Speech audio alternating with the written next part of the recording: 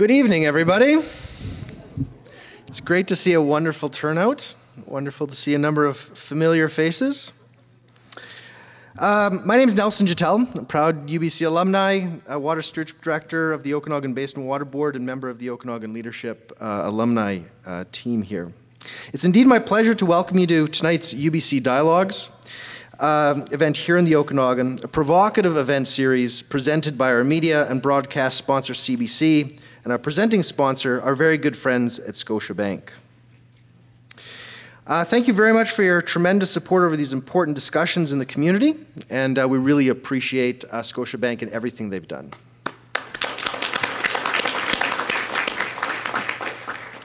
And to everyone here, thank you so very much for taking time from your very busy schedules to join us. Show of hands who is attending for the very first time. It was wonderful, wonderful, great to see. Our UBC Dialogue series is presented locally, nationally, and internationally, and I'm thrilled to see such a wonderful turnout for tonight's important discussion. We invite you all to participate. Following this moderated panel discussion, there will be a question and answer period and a reception just hosted behind you where we invite you to continue the conversation. You can tweet us your questions and comments anytime during the event. And so for those of you that are tweet enabled, the tweet handle is @alumniUBC_OK, as you see on the screen here, and the hashtag is UBC Dialogues. Today is sort of a day of days, and I think that it's appropriate with the announcement made by the federal government about Enbridge and some of the issues that I think we all face as British Columbians and as Canadians, that it's appropriate to talk a little bit about water and water quality concerns here in the Okanagan. And I think that tonight's dialogue will be both timely and contemporary, dealing with some of the issues that we faced here, both in the Okanagan and also sort of within a broader context of national issues. Tonight's dialogue will be podcasted and can be found on the Alumni UBC website in the coming days for those of you that are interested in revisiting some of the comments that are stated by our panelists. Panelists, be aware, you're being recorded, so that you can also share them with your friends and colleagues if you so choose. This is an exciting time for UBC. In September 2011, we kicked off an ambitious fundraising and alumni engagement campaign called Start an Evolution. Our twin goals for the Okanagan campus were to raise $100 million for student support, innovative research, and exceptional student spaces, and to involve at least 1,350 of our alumni in the life of the university by 2015. I'm happy to share that $84 million has been raised and 1,000 individual alumni were involved with UBC in this last year. Thanks to you, our alumni, donors, and friends, we are very close to achieving both of our goals. I'm also thrilled to announce that we have broken ground for a new alumni center, a permanent home for alumni in BC, right here within British Columbia at the Vancouver Centre. And we recently announced that when it opens its doors next year, it'll be called the Robert H. Lee Alumni Center. The new 41,700 square foot Alumni Center will be the first of its kind in Canada and a permanent symbol of the partnership between UBC and its alumni. It'll be a key resource for alumni as you do business, expand your careers, satisfy your intellectual, cultural, and social appetites, and engage with our other alumni, students, and faculty. Please direct your attention to the screen.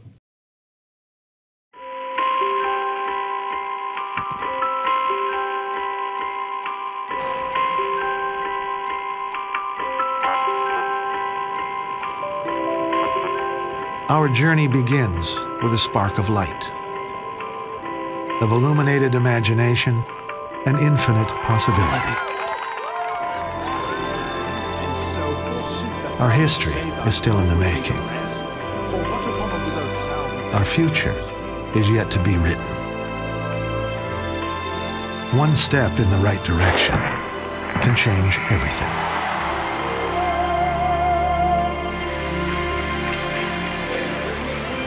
Our past is important, and tomorrow is waiting for us to shine a light.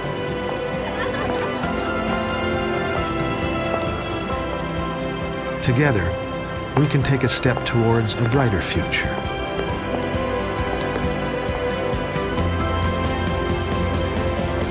From across the world to our own community, anything is possible when we come together. To build a home for UBC alumni for life.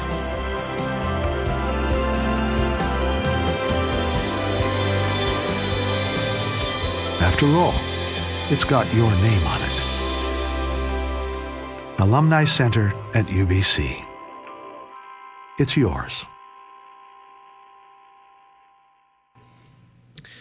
And we look forward to welcoming alumni in the Okanagan to their home on the other campus of UBC. Always exciting. So why UBC Dialogues? Our alumni have consistently told us they want to hear from UBC in the communities, where they live, and on issues that matter to them. Our alumni want to make a positive impact in their community and around the world. Our alumni want opportunities to connect with one another and with UBC. This evening, we'll hear from UBC faculty and community experts who are leaders in their field.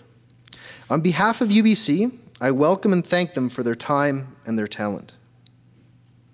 Before we start tonight's conversation, it's my pleasure to welcome from Scotiabank, Gladys Fraser, branch manager from the main branch in Kelowna, to say a few words and introduce our moderator for tonight's conversation.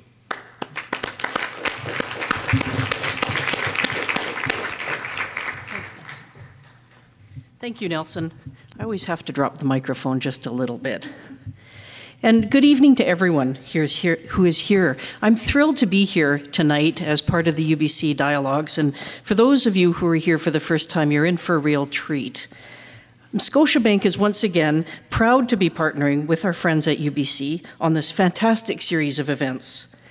Like UBC Dialogues, Scotiabank believes that different ideas and points of view contribute to a strong and healthy society that fosters an inclusive culture, celebrating talent and diversity. It contributes to a brighter future. Tonight, we are in for a real treat with an outstanding lineup of panelists. It's now my pleasure to introduce our moderator for the evening.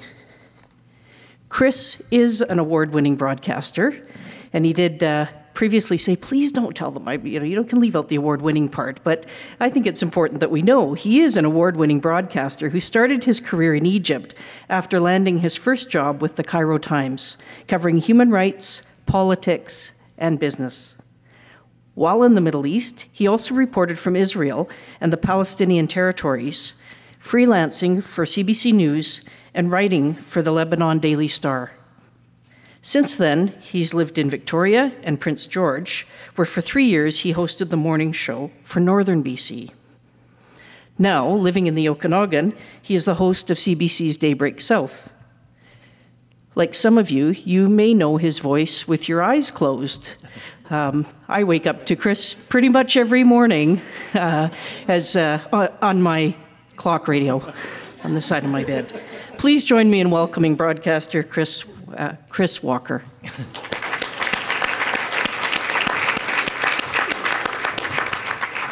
you very much. Thanks, Gladys. Thanks. Good to see you. Hello. Thank you, Gladys. Forgive me if I'm a little bit mumbly and stumbly. I've had a few drinks of tall, cool Okanagan water, of course. Thank you very much, and I'm very glad, Gladys, that nobody ever asks me which award. The Okanagan is our home for all of us. It's known for its pristine lakes and its rivers. Tourists come for the scenery, the vineyards, the recreation, the boating, the jet skis, the golf. It all relies, of course, on our water. We as residents rely on this water every single day. But how clean is our water, really? How much do we know about the water that comes out of our tap or the water that we go swimming in when it's warm enough? Wastewater, chemical runoff from industry and agriculture and from us in our backyards, they all pose a threat to our freshwater supplies. So how can we neutralize these threats without sacrificing our economic well-being? Can we do that? What threats are there out there that we don't know exist yet? What can we do that now to make sure that our water is clean for the people who want to visit us 10, 25, 100 years from now? Those are some of the questions we'll be answering tonight. And we have 3 experts with us here tonight who will address those big questions. I'll give each of them a brief introduction as they come to the stage and get settled. I'm actually supposed to be over there in that chair, but I'm a little nervous, so I'm hiding behind the podium just for now. Bruce Matheson is an associate professor of biology at UBC's Okanagan campus. His research interests include neurobiology of reproduction behavior, and he's looking at the effect of so-called endocrine disruptors, which I've just been learning about from Bruce. Those are chemicals released by agriculture, industry, and wastewater effluents into the aquatic environments. Please welcome Bruce Matheson. Yeah. Gotcha. You can sit where you like, I guess. No. No. Ivor Nolan is manager of infrastructure programs, health protection with Interior Health, and he's been with Interior Health since 2005. I just learned that he's a third-generation Armstrong resident. His grandparents moved here, was it 1895 to Armstrong? He's a professional biologist with degrees in environmental and health studies, and he's published several papers on surface water quality dynamics, whatever those are. I suppose we'll figure that out. And public health risk management. Please welcome Ivor Nolan.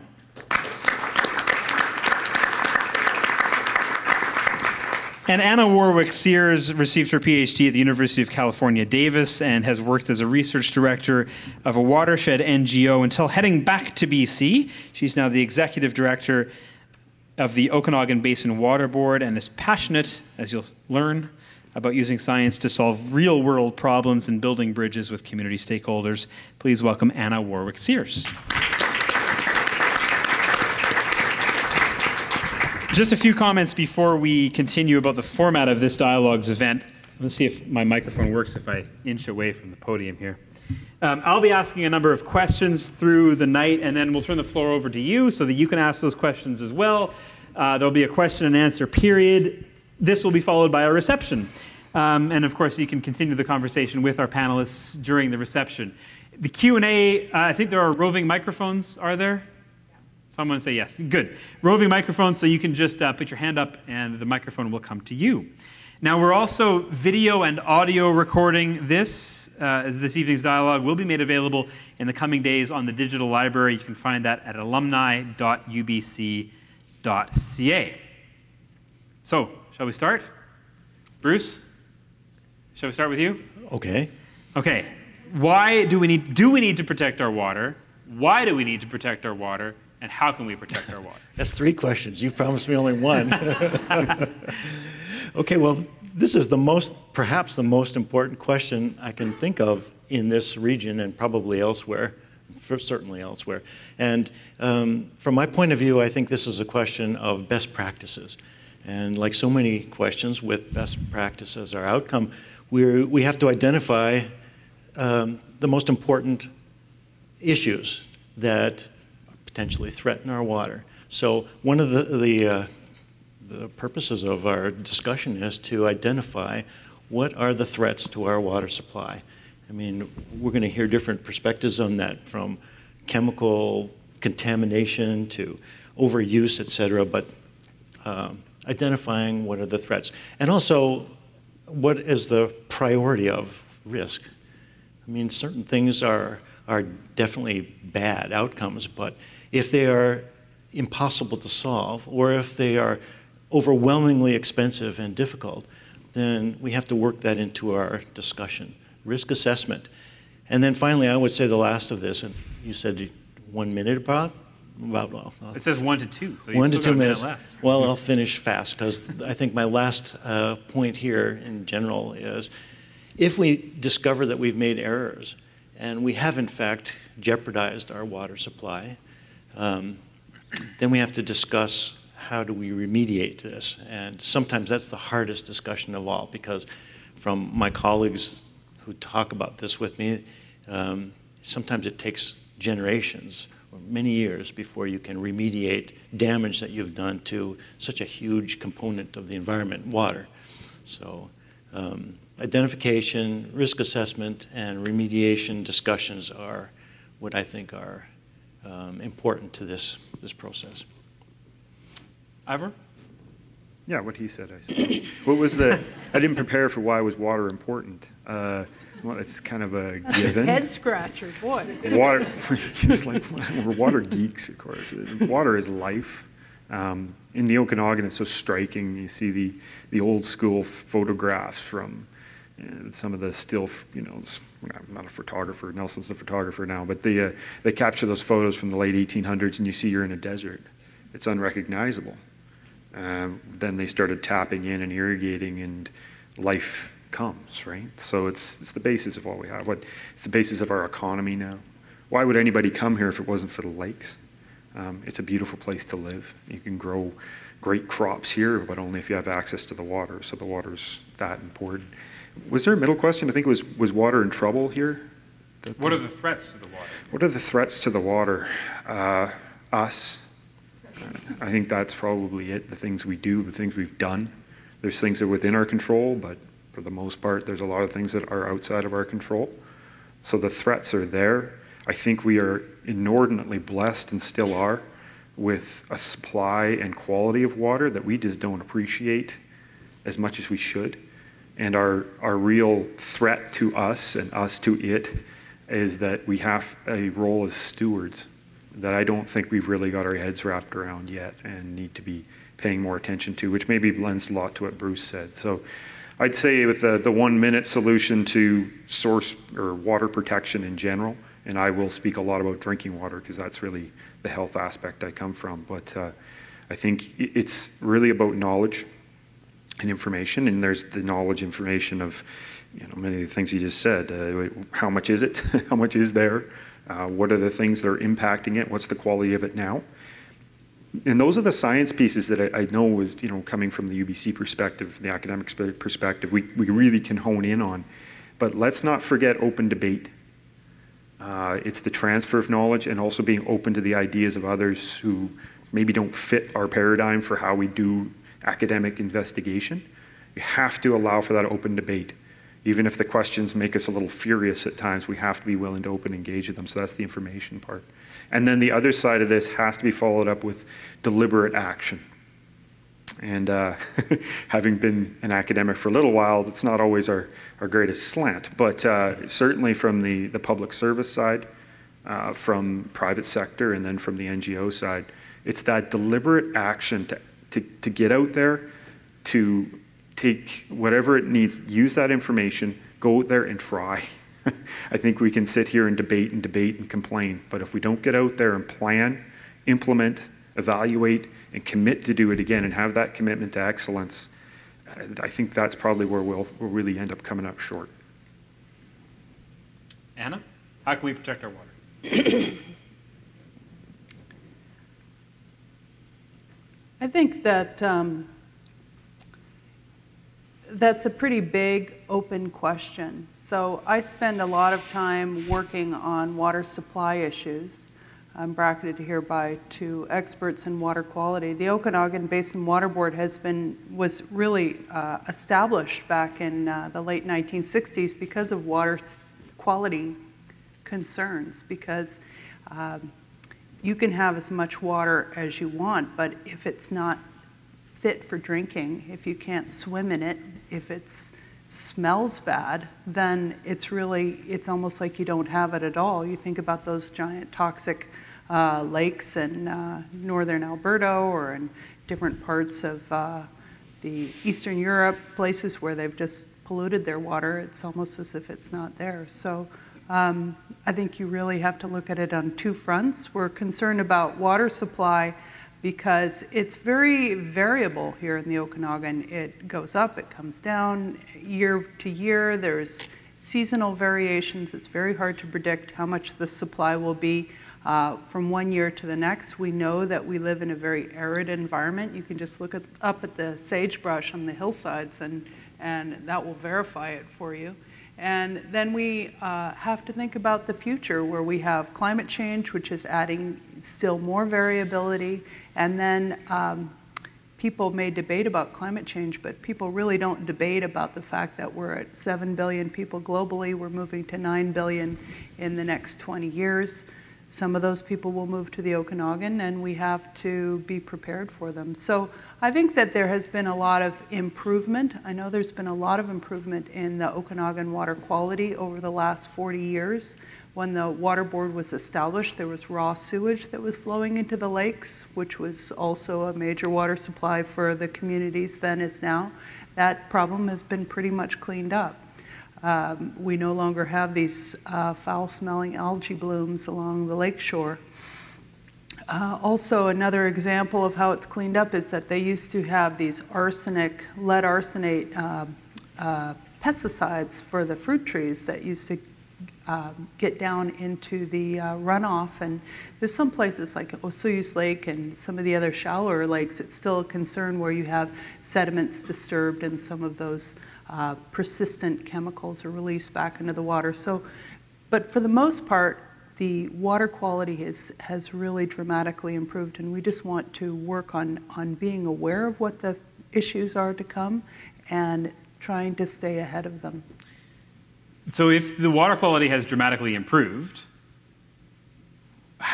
what is the water quality right now in our lakes? How do you measure that? Or from our drinking water? Ivor, do you want to, like, how do we know how clean our water is? What's our starting point? I think it literally is the millions of dollars question. I think that when I go out within my work, and I think it's probably the same with the academic community as well, access to that information is not as near as good as we'd like it to be. I just espoused how we are blessed with clean water, and that could be why. One of the reasons it's clean, so why should we spend a bunch of money measuring it? Anna alluded to the late 60s in the formation of the OBWB when we had phosphorus issues, and we do have tracking of the phosphorus.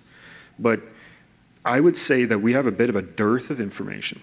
I'm going to throw that out there, in that when you look at other areas that I'm sure we've all worked in, where there's much more data, it's usually driven by some sort of industry or impact. And there was a reason, some other reason, other than just simply to learn about our sources. Now, we put a lot of pressure, and have, from a government perspective, and then from ourselves as the health authorities, on water suppliers themselves to go out and do the assessments of their own water. That's the way it works in BC, that it's really on the water suppliers themselves to go out and sample and learn about their sources. There isn't a great repository of information that says, oh, here's your water license, and by the way, here's how the water quality looks. Even for individual water supply or people with their own homes, they're expected to go out and do that sampling themselves. There's some support that comes on there. So I think that's actually a really good question. Now, you can use your eyes, right? You see the water's clear. But when I think about what may be happening in Wood Lake, for example, when we see some of the trends in the last 10 years, we hear what some of our,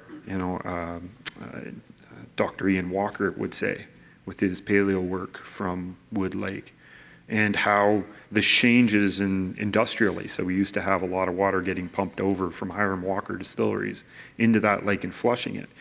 There's been a lot of talk and thought about whether or not that change in the shutdown of that operation, how would that impact what's going to happen in Wood Lake? Well, in the last 10 years, we see little dots on our scatter plots going up and the phosphorus going up. So I'd say that how good is the water quality? Pretty darn good, but we don't know enough about it. And there is reason for concern in places like Wood Lake, and perhaps with some of the other exotic things that Bruce looks at. Exotic? For me. You want to explain some of those exotic things maybe we don't see if we look at the lakes and the water coming out of our tap that is clear? What don't we see? You've hit the point right on the head here. I'm more concerned about what we don't see than what is easy to see. And in the last 20, 30 years, more and more research is being done which identifies that there are chemicals and there are agents which are put into our water, mostly by humans, which even in incredibly dilute form, we're talking about parts per trillion. And these are biologically active agents, and most of the time they interact with our hormone system. That's what I study in my research, our endocrine system. And they call these endocrine disrupting chemicals.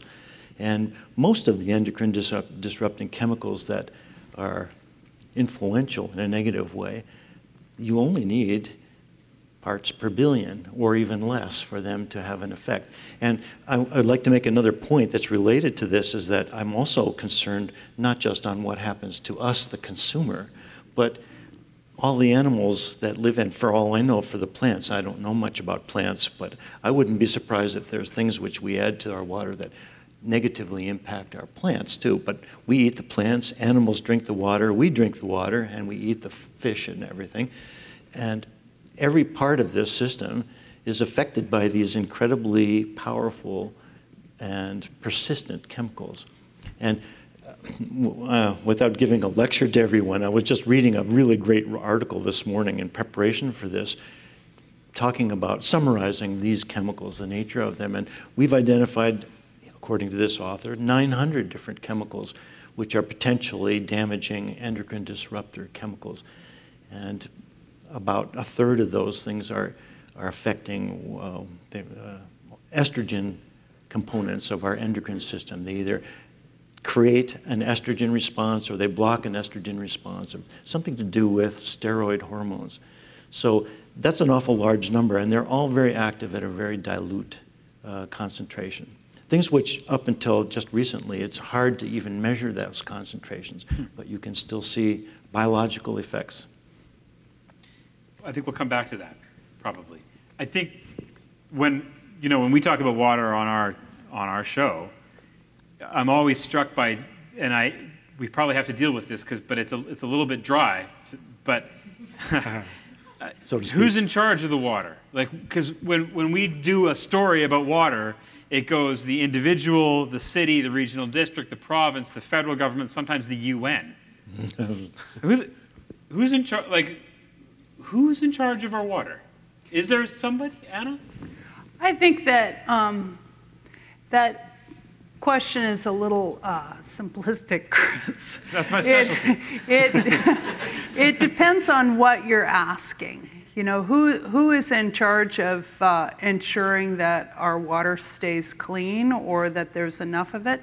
The responsibility is divided up depending on what particular part of the question that you're asking. I would say that in general, there is not very cohesive oversight like the federal government and the provincial government and the local governments and water utilities. There's some gaps in their jurisdictional authority, but the water that gets delivered to you is the responsibility of your utility.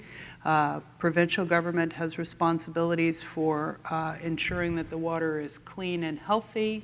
The federal government is responsible for establishing guidelines and for overseeing fisheries management. It really depends on which of those aspects that you're most concerned about at one time. And of course, the individual is responsible because we're part of this community, and personally, my philosophy is that we can't just be passive observers and wait for someone to clean up our messes. We have to be good citizens and be behaving responsibly with what we're dumping down our drains and how we're using or wasting or not wasting water. I think everyone has a role. And so right now, who's doing the most and what are they doing to protect our water? You mean besides the Okanagan Basin Water Board? I want to give a lot of credit to the local water utilities. I think that they are on the front lines. They are responsible for taking in all these regulations and guidelines from government. They're trying to manage the supply based on how much rainfall there is and what the demands are at any given time. So they're constantly trying to manage the supply, making sure that there's not, they're meeting their fish flow requirements, that they're not flooding their downstream neighbors, that the water is potable, that they have the right treatments in place, that they understand what's happening in their watershed. So if there's dirt bikers out there, then they're communicating with the branch of government that they can talk to about the dirt bikers. They're just mediating all of these different aspects of the water, and that affects the larger system as well. And so that's on the protection side. Yep. What about who's putting what into our water? Bruce, can you draw us a pie chart about industry puts X, yes, individuals put Y? Well, from my perspective as science and a neuroscientist, that's what I study, is the effect of these toxins environmentally on the nervous system of animals. Primarily, they come from, I would say, 3 sources. Industry, which I know the least about, but industrial pollution contributes a number of different significant factors. Agriculture is another culprit, and that's unfortunate because we live in an agricultural community. So a lot of the chemicals that I see in my literature that I read have to do with herbicides, things that kill weeds, pesticides, bug control, various things that we spray on our household products, things which we take as humans to protect ourselves from microbial infections, pharmaceuticals, protect our health emotionally and physically. Those things, some of them have very strong effects on other things, unintended things besides just what they were designed for. And personal care products has hit the news too. Unfortunately, these are things that which we use without even consideration, like, well, I have in my pocket chapstick, and I suspect that there's endocrine disrupting chemicals that are in the chapstick that have been identified that just gives it the characteristic. And I want to ask you, because it seems incredible, the chapstick that I don't know how that chapstick would even get into the water. But what you're saying is that there's enough of that chapstick that it will show, that something in there will show up when you take a cup full of Okanagan Lake water and put it in the lab? Well, I have chapstick in my pocket, but a better example would have been if I had toothpaste in my pocket. But because that's another incredible example. To me. Well, because you multiply it times 140,000 people, and then Okanagan Lake is receiving a little bit from everybody, or many people, and it accumulates. And sometimes it doesn't disappear very fast. So over time, it gets accumulated and gets worse. From a regulatory perspective, too, that's been a challenge. We're in the age of science, have been for some time, and things are accelerating so quickly. Our ability to detect these sorts of chemicals, certainly on a regular basis, and even at all to the levels that we're seeing them, is new. So whereas before may have been dealing with, certainly in the 70s, even with some things where we would look for a particular byproduct, and the one that comes to mind was naphthalene, because there was a pesticide treatment in the north of the valley a couple years ago. They set the standard for naphthalene, not really thinking that you'd be able to detect it below that. So they said, well, the naphthalene should be gone. And we said, well, now we've got detection methods that you'll never be gone. We'll find it. We just got to look hard enough. So then that really creates that next step is, as we are able to detect these things, how do we then do the risk assessment piece? How do we make that next step to say this may have an impact? How do we know what is safe when it comes to those particular compounds? Now, the things that Ann and I were throwing out there before, people can pretty much know when there's a lot of feces in the water and untreated sewage and the lake's turning green. That's arsenic. I like that one. Arsenic's a bad one. Yeah, like it's, your well has arsenic. That is really bad. I can be certain of that.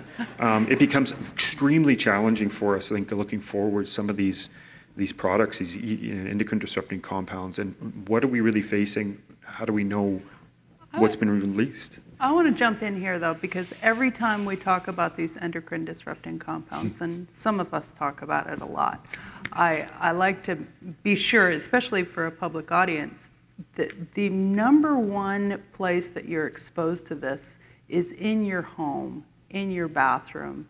I think that we should be concerned about them in the environment. It's particularly a concern for fish and amphibians in the egg, the juvenile stages. But if you are concerned about it, the place to be worried about it is not from your tap water. It's really, you're applying it in very, very, very high concentrations directly to your skin. You're drinking it out of your plastic water bottles. It's in the conditioner. It's in your face creams. It's in your toothpaste.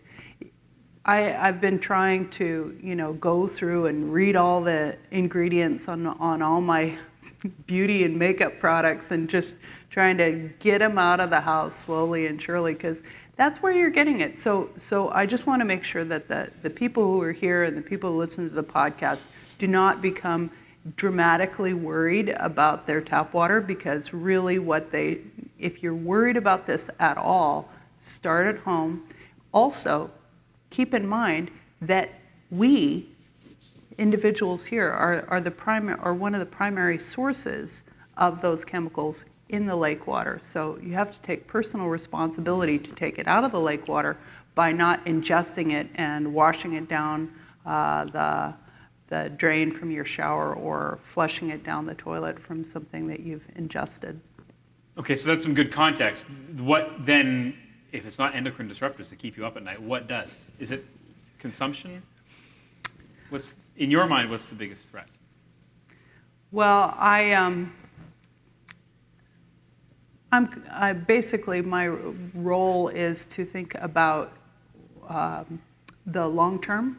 So future planning. How does the planning that we're doing now with the development patterns, the consumption rates, and the population growth, how is that going to interact with the changes that we're anticipating from climate change? So I worry about flooding, and there's just been a big study on Mission Creek.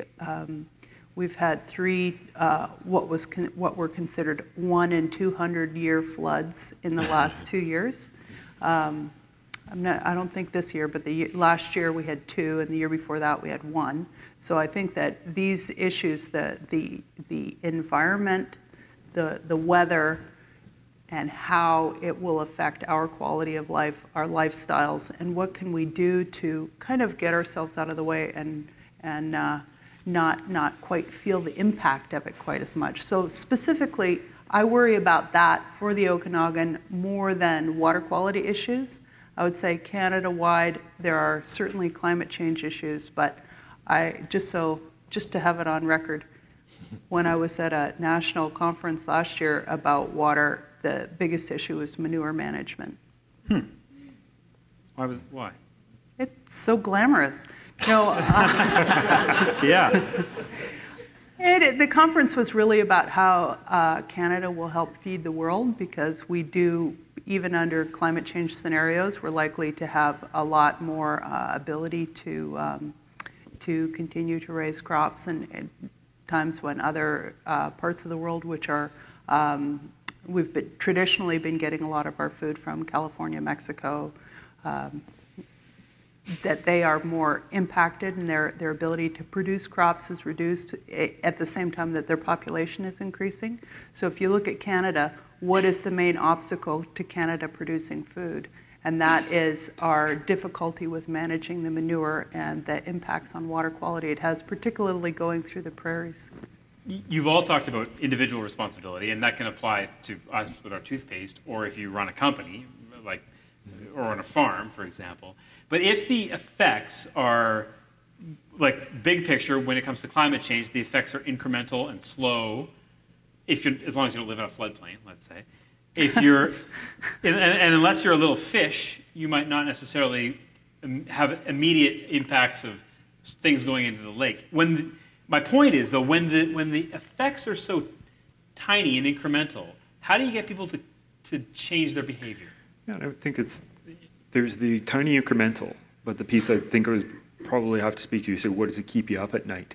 And there's 2 things that would keep me up at night, or make me think about these things and become engaged and passionate about them. 2 general categories. There's the acute, and then there's the chronic. And I think we've been talking a lot about chronic. Okay. But there are acute threats out there in our region. And it, again, goes back to our water suppliers. I mean, they're taking water from a whole bunch of different places under the context of, as we've already pointed out, rather vague management schemes at times with those risks.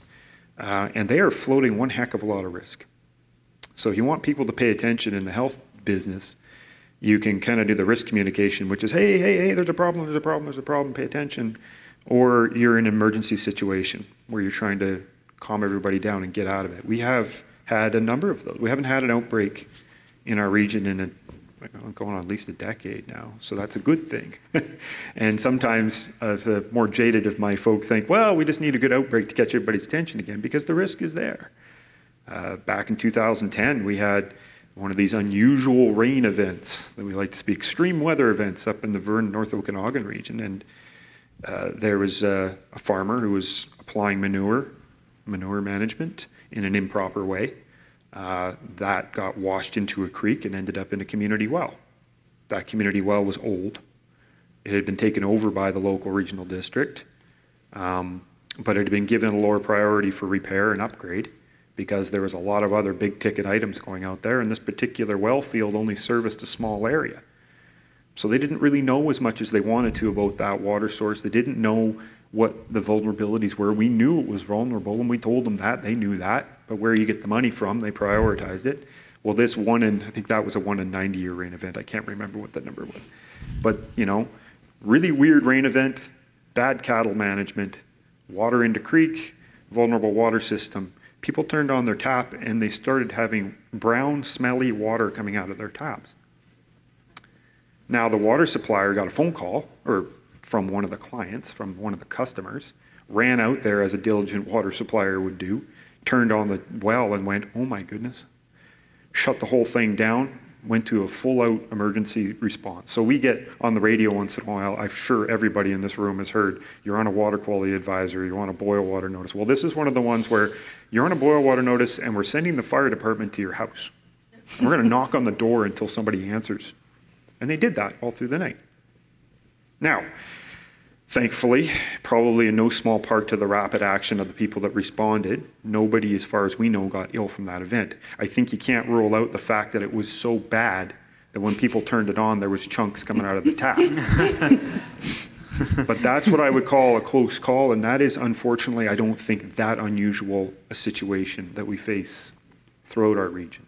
I think that there are water suppliers who are doing the best with what they got with their equipment, but that their sources are at threat, and that you just need one to line up with the next. And then you have that exposure. So you have, I think it was referred to by somebody recently as a potential Walkerton right there. We got away with it. Did we dodge a bullet? Probably.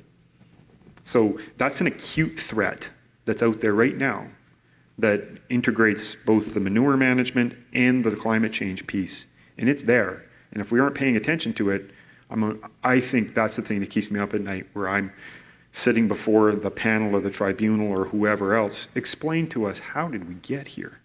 How did our Goebel brothers happen? Let's continue with acute threats for a minute.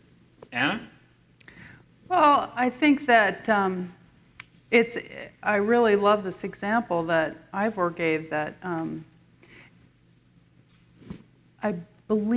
know for a fact that the water utilities are very concerned about reducing risks. They see, they take their responsibilities very seriously. They are working within their budgets. They're working constantly. Most of the water utilities are owned and run by local governments. They're taking their responsibilities seriously, but they're working within budgets, and the budgets of local governments have to balance one thing off of another. I know in Southeast Kelowna Irrigation District, they had a referendum about whether or not to raise money to do some advanced treatment so that they could improve their water supply quality. And the voters turned it down.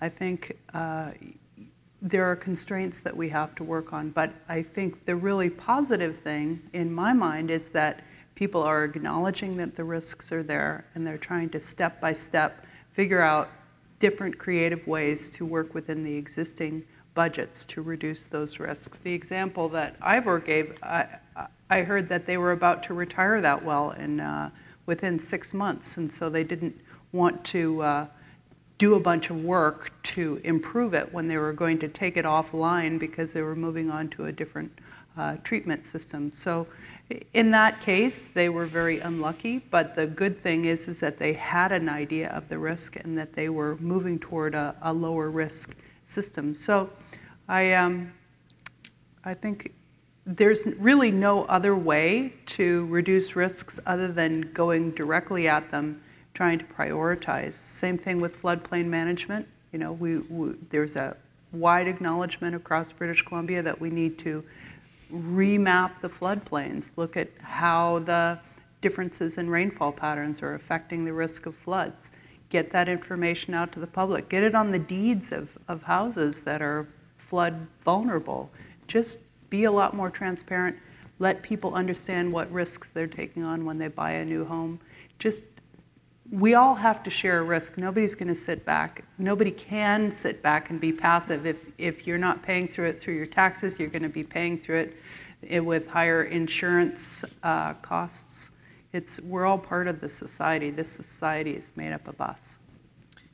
And Bruce, the acute risks from what you know about? Well, biologists have usually two approaches towards investigating the effects of water problems, water chemistry usually, or water chemistry on animal life, animal success. And the first one is acute in the laboratory, where you take an animal, which is a model, like a fish, and you expose it for a brief time, hours, maybe days, sometimes more than a few days. This is still considered an acute exposure, and they look to see what the effects are very rapidly on an animal. Most of our research is done like that. And sometimes they come up with pretty alarming responses. For example, a study that I read just in the last day or two on a chemical, which is a pharmaceutical chemical, which is an antidepressant, which has been shown to have effects on our hormone system. And after even just a number of days of exposure, male fish, the sperm production goes from normal to zero. Is very profound. And you know, I don't want to be alarmist, because this probably wouldn't happen in our water, but it just shows you that it can happen under the right conditions. And the second approach is to look at very long, slow, chronic effects. And those are usually more realistic, and they can be more affecting animals at the more environmentally relevant levels of contamination. And usually they're harder to do, so you don't see as many studies like that. It's much more costly and time-consuming. I'm curious about whether there are places that are like the Okanagan. We talked about the Okanagan we have this river and lake system. We're in an arid climate with a government on the coast. Are there other places that are like the Okanagan that we can look to and say, hey, look what they're doing well, or look what they're doing really badly? Did anybody want to jump in and I think that Australia, there's many parts of Australia that are quite similar. I went on a water policy research trip to Australia and found a lot of commonalities, particularly with their water supply management and the issues there. The much more direct example, and because I went to university in California, is California and the Central Valley and all the agricultural issues that they're having right now with their drought. And in Australia and in California, how aware are average people of the water they use, the things they put into their water, and how the water systems work?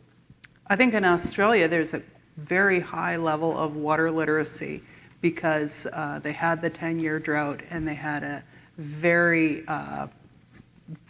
intense changes in their policy over that period of time.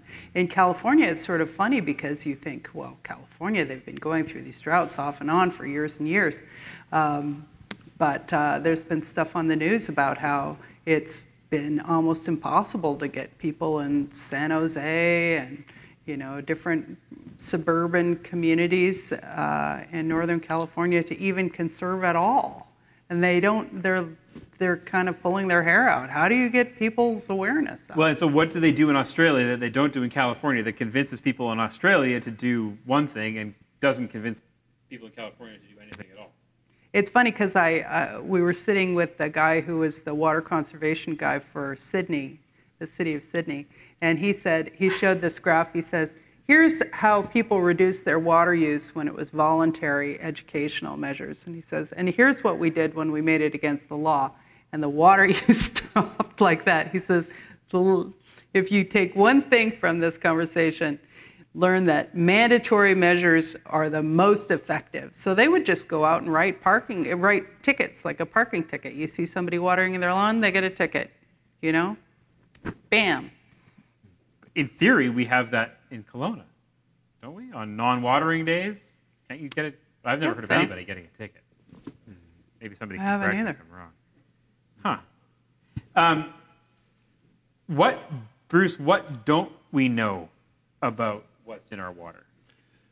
I would say the biggest question that will be the hardest to answer is how all of these things interact with each other.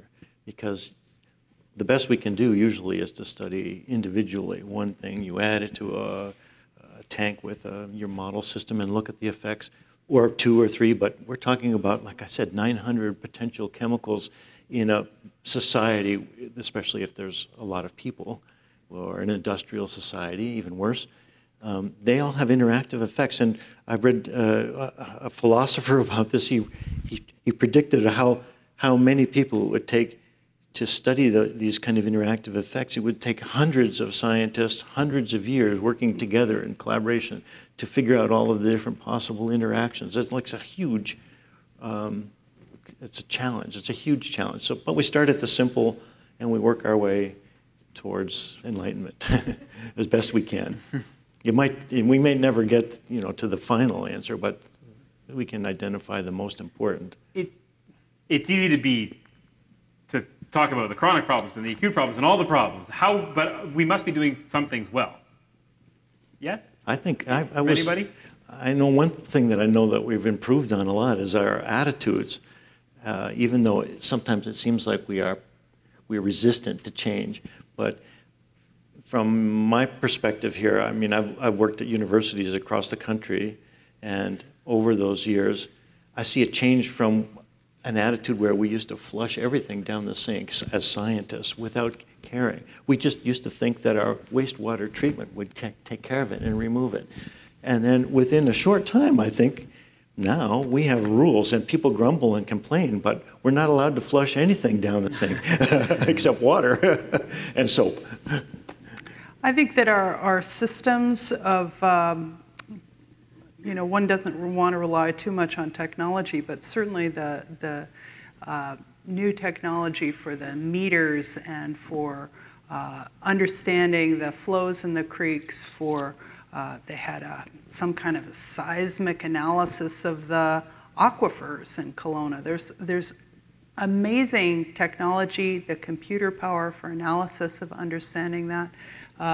What Ivor was talking about with the sensitivity of the water quality tests are amazingly better now than they used to be. It's very, very impressive.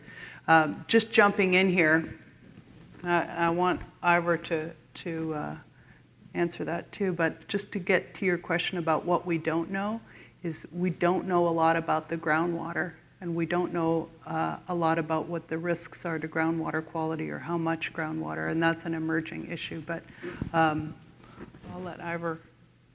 What have been doing well? I think you got to give a lot of credit to the Okanagan Basin Water Board's, I call it rejuvenation in many ways. I mean, there was a period back in the 90s that I think it became a bit of a forgotten entity in many ways. And I mean, there's the issues of the water shortages. So maybe that's what gets people's attention, right? And maybe that's what was the difference in Australia. You run out of water, it gets your attention. It's not just talking about it, it's actually gone. And we had some drought years there, and I don't know, there was people there that were plugging for it all along, but that really invigorated that organization as a regional body to actually start getting down to business in the basin.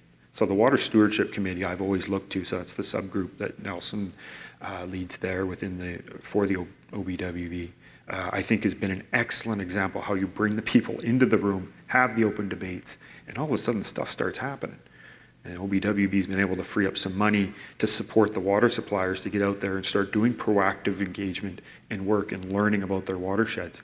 It's a small step in my mind. I mean, Mr. Negative. But the point is, I think that ground up has been done extremely well, where I think we've really probably continued to fall short as agencies like mine and above. I don't see a real strong, clear structure and message for how to do integrated watershed management, where we can balance off the common sense stuff like, hey, let's worry about how much of that cattle feces we're dumping on that field, because it's probably full of antibiotics, by the way, too, right? Mm-hmm. So these are things that makes a lot of sense to do. Let's not get caught up in it. Let's do something about it. We're just not there right now, and that does worry me. But I think the things we're doing from the basin up are really something we should be building on today. We're going to turn it over to you for questions, and there's so much we haven't touched on. We haven't talked about food security. We haven't talked about tourism. We haven't talked about invasive species. We haven't talked much about groundwater. There's tons more to talk about. So I'm hoping that some of you will ask questions. Remember, just put your hand up. There are roving microphones, and so the roving microphones will magically find you if you have a question. So please feel free to direct your questions to any or all of our panelists.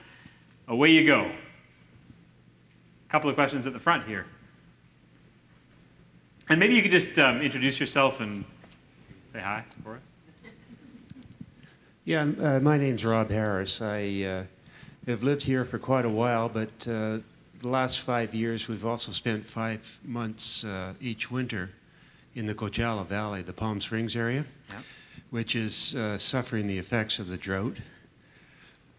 You mentioned regulation in Australia, but what you haven't mentioned is a pricing mechanism.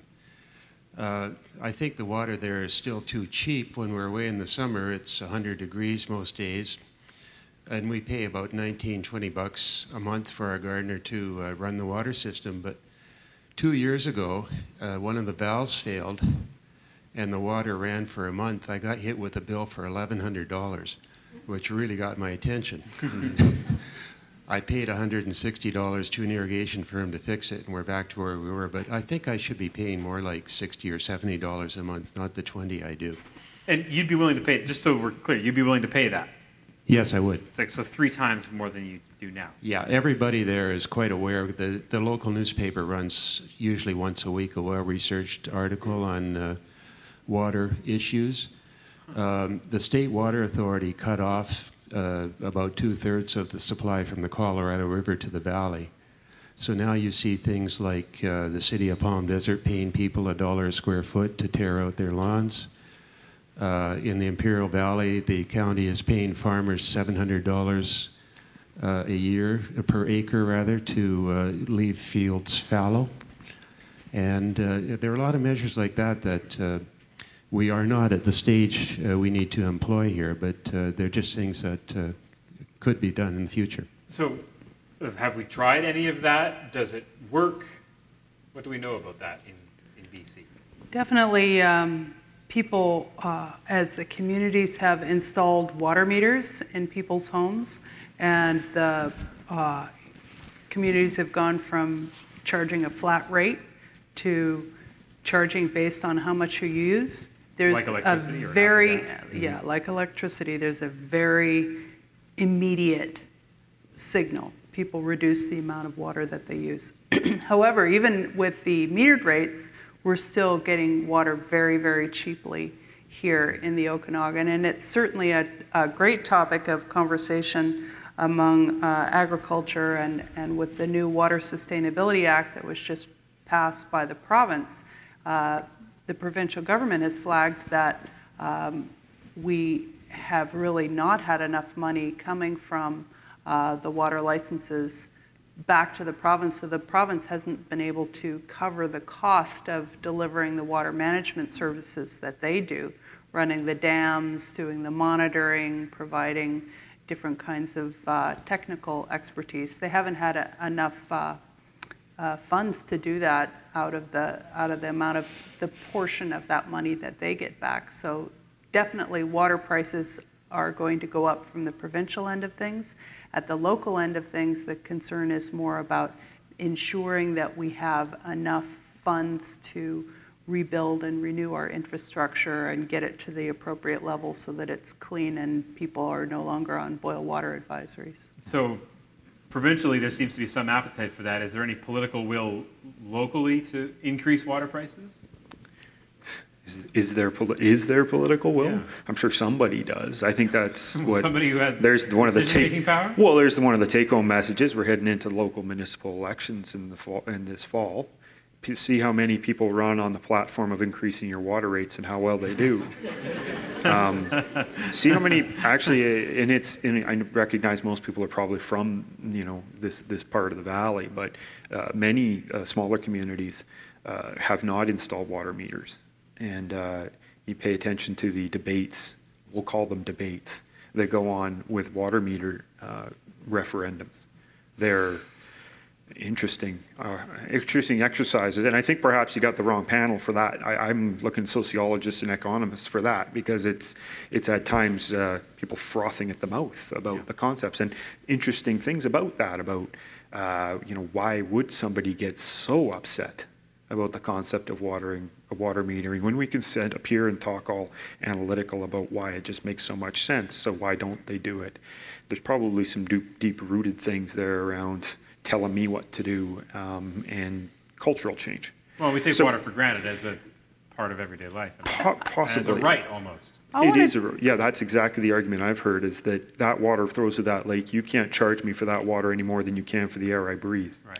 I want to emphasize, though, that the way that water is priced in British Columbia is entirely on cost recovery. So no one is making a profit off of it. There is a law that says that the water utilities cannot charge more than it costs to operate the system. So your rates are set by the water utilities based on that, and then the province is moving toward a cost recovery for what their costs are to do their part of the water management. So a lot of people are concerned, those people who are participating in the debates, they're concerned about, they're getting ripped off, there's a commodity charge or something like that. But the truth is, it's all cost recovery. Yeah, and it becomes, sorry, Chris, just one more thing about that. There is a matter of scale.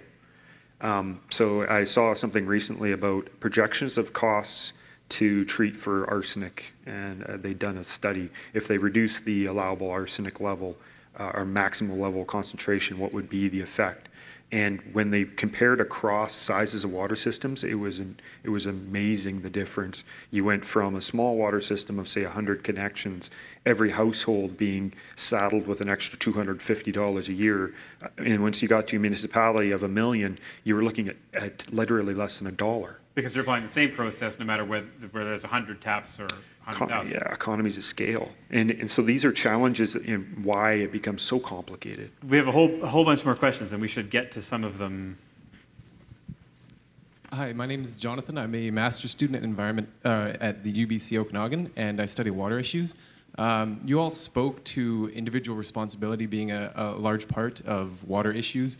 But in the past decade, Statistics Canada in various years has classified Kelowna as having both the lowest freshwater availability in Canada, but also the highest residential use. And so there's obviously a dichotomy between what people think the case is, which is they think we have a lot of water based on the size of the lakes that we have, but the reality being that we don't actually have a lot of water. And so my question to the three of you is, how do you bridge that gap, and what sort of educational factors can you work on to improve people's knowledge of the subject and really understand the problems that are at hand?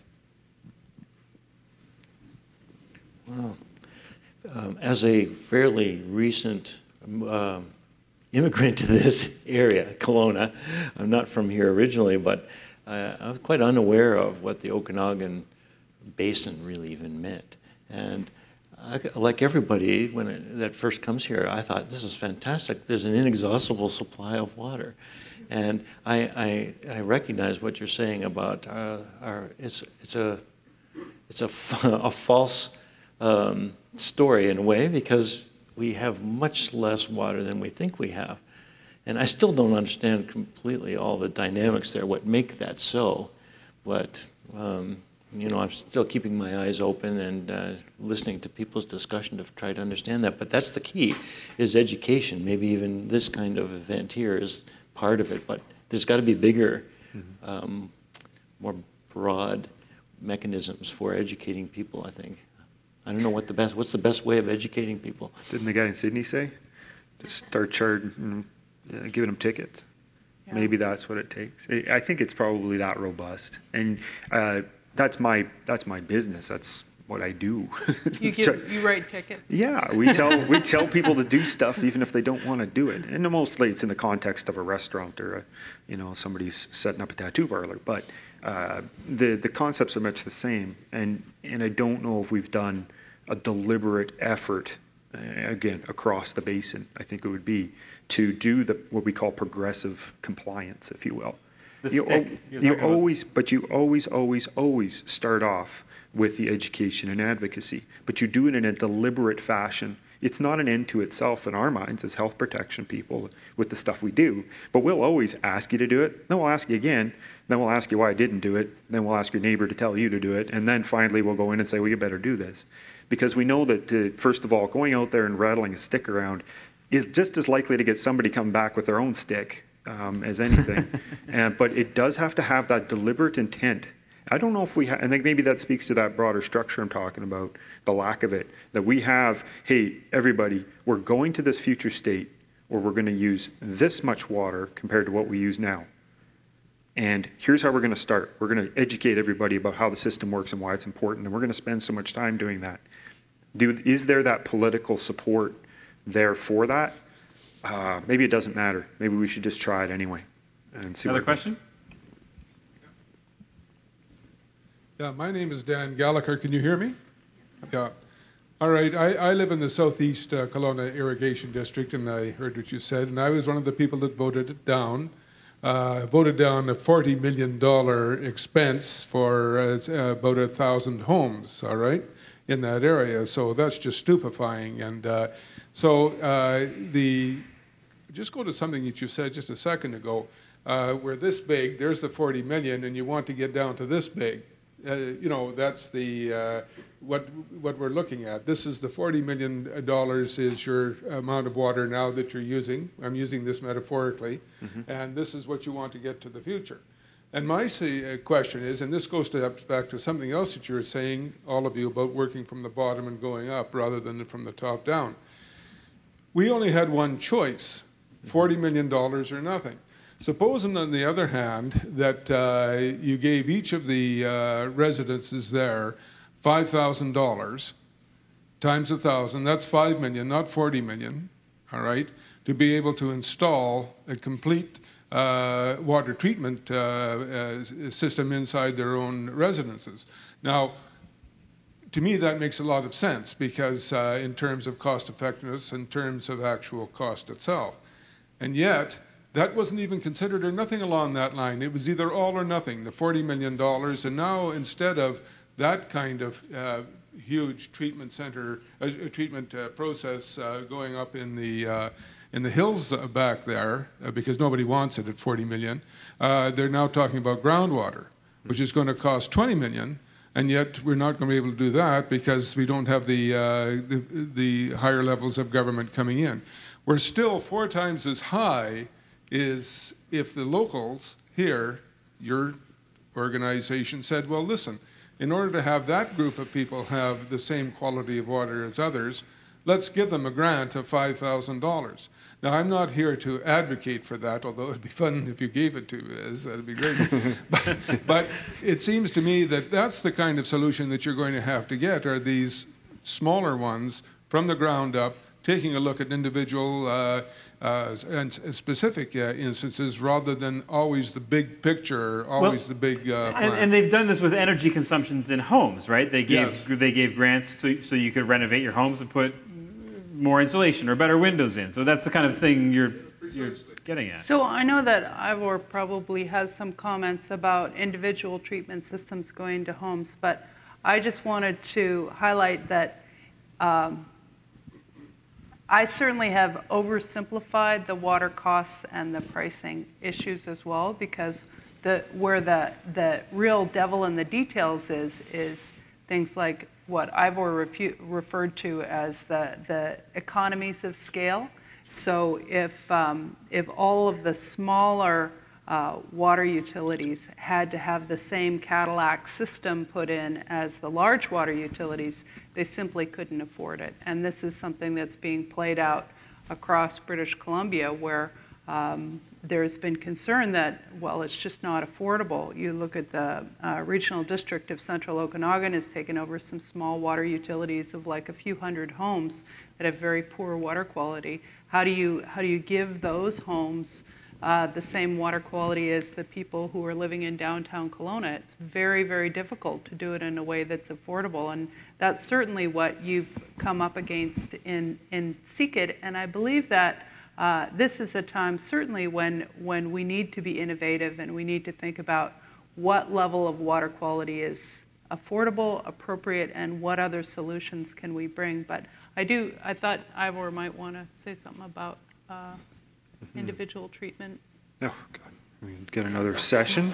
Good Lord. Okay, so let me try and tackle them a little bit at a time here. So the bottom, to me, that referendum, you're talking about a whole bunch of issues coming together, because you've got an irrigation district, which is a form of water system governance that the province has stated no longer has a purpose. Yeah, okay, but it's here. And we're stuck with it. It's here. You've got a water system that grew. I mean, how long has water been flowing out of those reservoirs to the orchards in that region?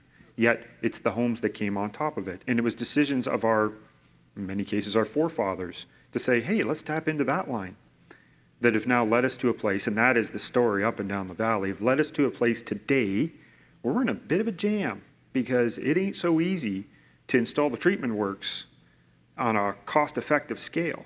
Now, one thing I don't want to drop on that is that is it untenable for a small system to have the same safety water? I believe it is, because it all starts with the selection and protection of an appropriate water source. So there are options there, but if you're starting from a place where you are, my water comes from there and I don't have a lot of other options, you're really in a tough spot.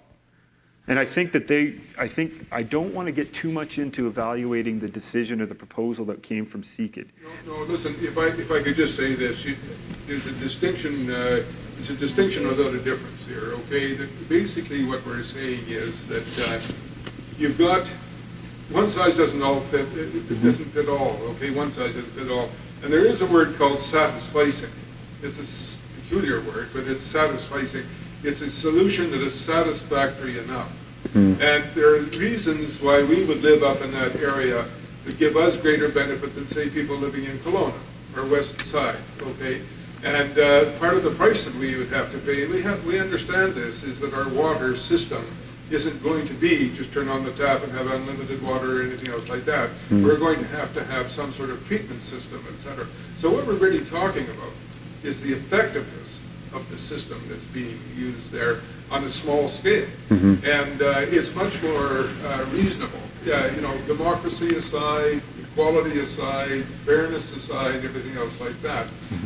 That can just brush aside any particular needs because it's not because everybody doesn't get it, then you can't. And so I'm not advocating for this. All I'm saying is trying to echo your own argument of start at the bottom now, because the bigger approach doesn't always work. And as a matter of fact, it seems you could sort of come a cropper right now with it. So you might just turn it upside down and start looking to solve some of these problems in the smallest possible ways. And because it's a situation that's particular to that neighborhood, you all might want to continue that conversation after, because we want to keep this general enough that we all have a stake.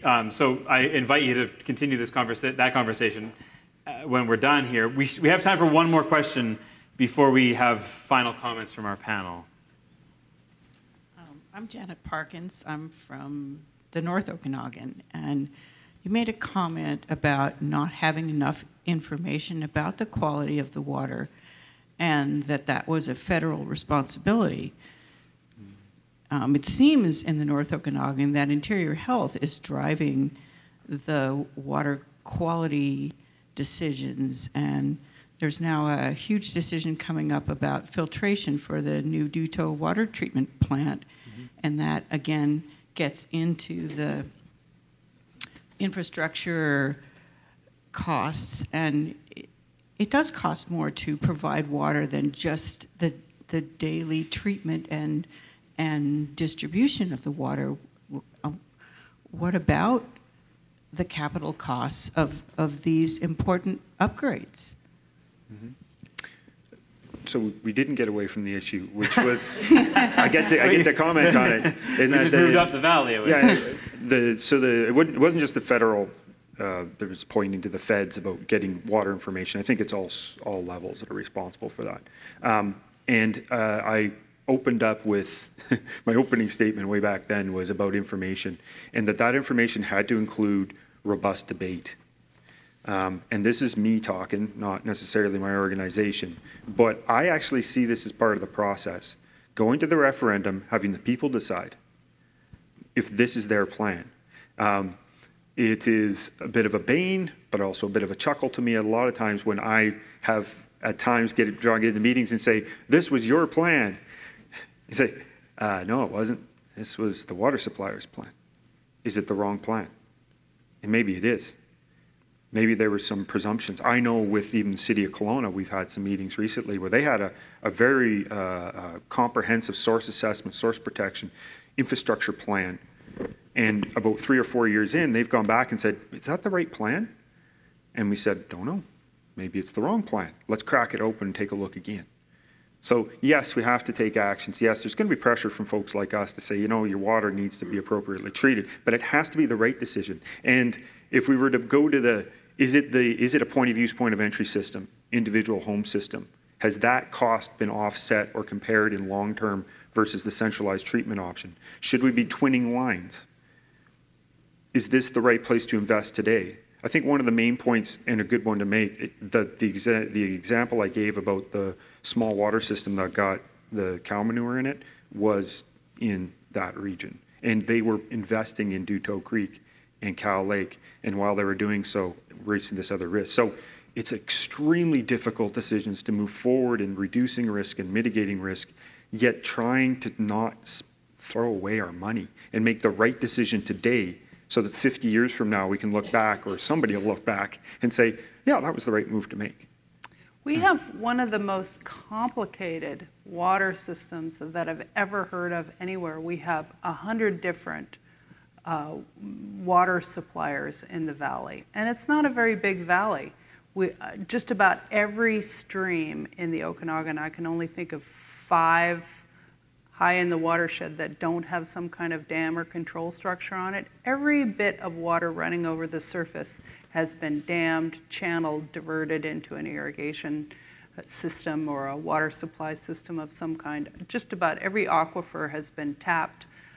We're fully using the system. So it's complicated. You have different types of aquifers. All the aquifers are small and broken up and dispersed across the valley. The streams, there's more water on the east side of the valley than on the west side of the valley. There's more water in the north than the south. It's very, very fragmented how the patterns are, and we're trying to maximize each one, but we're just in a very, very complex system, which makes it a fascinating place to work, but it also makes it frustrating and challenging, and you think, well, why can't we just have it like Metro Vancouver, where they just have 2 big reservoirs? It just won't work here. I think we've probably run out of time for questions, so I'd invite you to come up and chat with our panelists afterwards as we all mingle around. But I would like to give you all an opportunity to sort of summarize, if you possibly can, all of this, and maybe a key thought to take away from the discussion. Bruce? The key thought that I'm taking away comes from my colleagues that I'm sitting with, and I'm really impressed with the level of planning and thought that you've made. Even though we haven't made solutions for everybody, I'm sure that there's things we can improve on. But the places that I've lived in outside of this community have a lot to learn about the way we are approaching things, and I'm grateful for the Okanagan Basin, I can't even say it, water board. There you go. And for the leadership that people are taking in making this planning. So I would say don't give up. Just keep going and taking in people's input. Anna? I wanted to say a few words tonight about the collaborative process.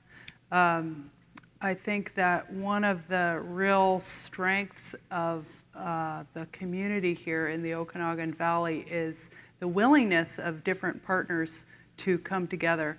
I was talking to Nelson earlier about the story of Stone Soup, which some of you might remember from being kids, where some traveler shows up, all he's got is a stone, and all these villagers say, well, we don't have any food to give you, and so the traveler starts making stone soup, and then one villager comes up with a carrot, and another with a potato, and another with a ham bone. Pretty soon everybody's sharing soup together. I think what we have here, a lot of times there's no capacity, not enough capacity within any one organization to really make things happen. But time and again, on a whole wide variety of problems, it's been, people have said, well, I don't have any money, but I got these water meters, and I will install them and read them for you. And someone else says, well, I've got $10,000, and another person says, well, I've got technical capacity on my staff to help run it, and all of a sudden you have some flow monitoring stations, or the endocrine disruptor project that is related to the one that Bruce is working on. It started off, somebody called up saying, we've heard that Health Canada has a grant, but only a First Nation community can get it. And we called up the Okanagan Indian Band, and they said, we love that project. We want to study endocrine disruptors. And then Interior Health came in with some funding. Environment Canada came in with some funding. The Water Board, Nelson was the project manager for that. And Jeff Curtis and one of his students at the university, they came and they started off on the research. It became this huge, terrific research project. And it was just because everybody brought in a little bit of what they had and made it go. And that's how things go in this valley. And that's why we've been able to make so much progress. Ivor? No, I think I'll make the point along the same lines. And I think a Duto Creek watershed, and it's come up a few times talking about the treatment plant, but it's the source protection planning that Renee Clark and the Greater Vernon Water has really, it's the same sort of idea. How can we possibly affect is, if you've ever been up there, there's roads going this way and that way, and there's mines, and there's cows, and there's all this sort of stuff, and people with ATVs, and how do we do anything with it?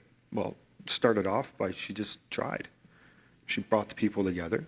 Everybody sat around, looked each other in the eye, said, I don't have the ability to do that. Well, we happen to have some equipment up there. If you're willing to give us the fence posts. Oh, okay. So they did it. It sounds overseas simplistic, but that's what it starts with. So I think that you're going to go home from here, think about what it is that you can do. We talked about who is in charge. I don't know who's in charge, but who's responsible? We all are. So is it something that you're doing with your own self in your own home? Is it something that you're looking to get involved in directly? Whether it be the regulation or operation of your water system, or frankly, if it's just when you vote in the fall, or you decide whether it's okay to spend an extra $10 a month to support some new initiative within your town, I think that's where it's going to start from. And that's what I mean about that commitment, that ongoing commitment to keep moving forward and trying, because if you don't, then you probably end up where you are 10 years from now. Thank you all for joining us tonight, and I hope you'll join me in thanking our panel.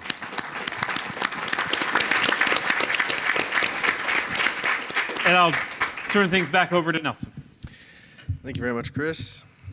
I was reminded by two stories tonight. One of them was from the past chair of the Okanagan Basin Water Board, who's also the mayor of Osoyoos, and he always told us, be careful of what you flush down the toilet, because it's our drinking water. And I think it really speaks to the fact that we're connected in this valley, and we're connected by water in a really meaningful way.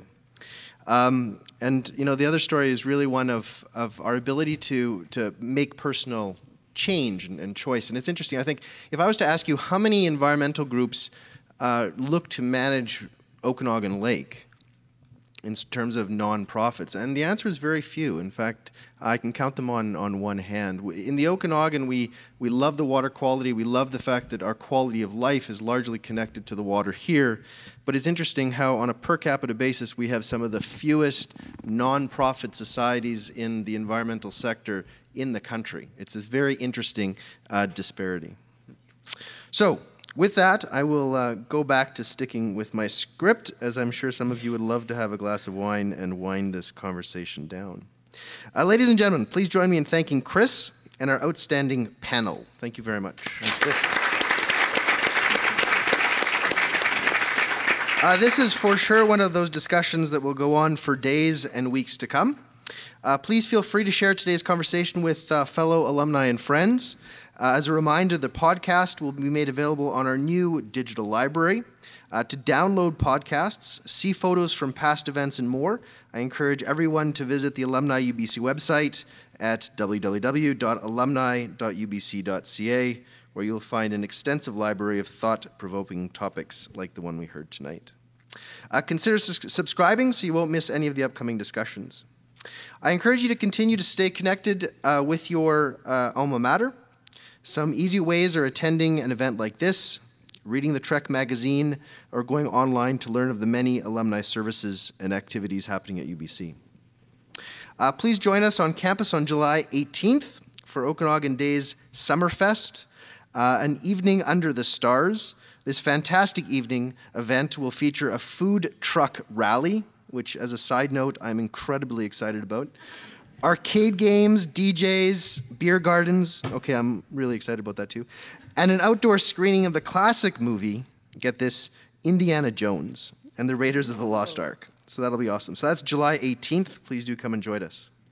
Finally, who has the A card? Who in the room has their alumni card? Awesome. That's like 3 people. If you've not signed up for your free A card, I invite you to visit the registration desk and hear all about the benefits of having an A card. Our Alumni UBC card gives you access to discounts from many partners, as well as a host of UBC services and venues. Now, I'd like to announce the winner of our prize draw this evening, and I hope I get the last name correct. Bill McKerney. Is Bill in the room? Bill, congratulations. You are a winner for our draw tonight. Bill wins our newly designed Alumni UBC notebook. We spare no expenses.